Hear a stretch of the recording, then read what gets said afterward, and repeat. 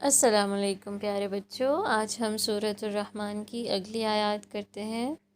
آیت نمبر 72 سے دیکھیں۔ اعوذ باللہ من الشیطان الرجیم، بسم اللہ الرحمن الرحیم۔ حور مقصورات فی الخیام، حوریں مقصورات رکی رہنے والی یعنی پردہ نشین، فی الخیام خیموں میں پردہ نشین عورتیں۔ اب یہاں پہ کیا بات ہو رہی ہے؟ اللہ سبحانہ و تعالیٰ جنت کے بارے میں بتا رہا ہے کہ جنت میں ایسی عورتیں ہوں گی جن کو حور کہا جاتا ہے۔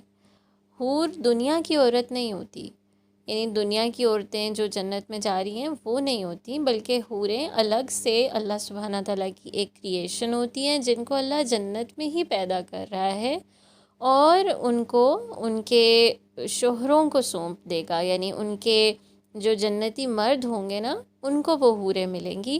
لیکن ان حوروں کی خوبی یہ بتائی جا رہی ہے، جیسے ایک خوبی پیچھے ہم نے پڑھی تھی کہ وہ بہت خوبصورت بھی ہیں، یعنی ان کا اخلاق بھی بہت اچھا ہے، اور وہ خوبصورت بھی ہیں، یعنی وہ بہت زیادہ پیاری ہیں، ہے نا۔ اور ایک خوبی یہ ہے کہ وہ پردہ نشین رہتی ہیں خیموں کے اندر۔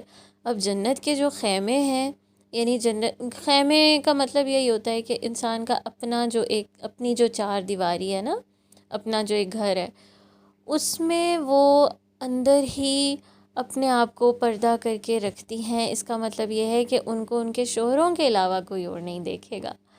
وہ اتنی پیاری ہوں گی اور اتنی زیادہ پاکیزہ ہوں گی۔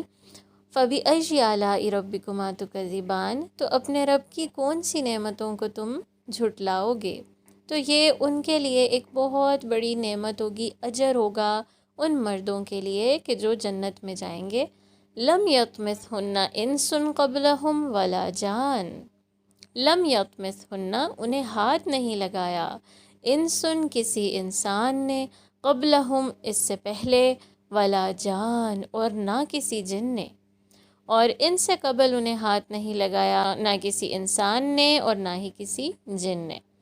اب یہاں پہ بھی اللہ سبحانہ و تعالیٰ ان کی پاکیزگی کے بارے میں بتا رہے ہیں کہ ایسا نہیں ہے کہ بہت سارے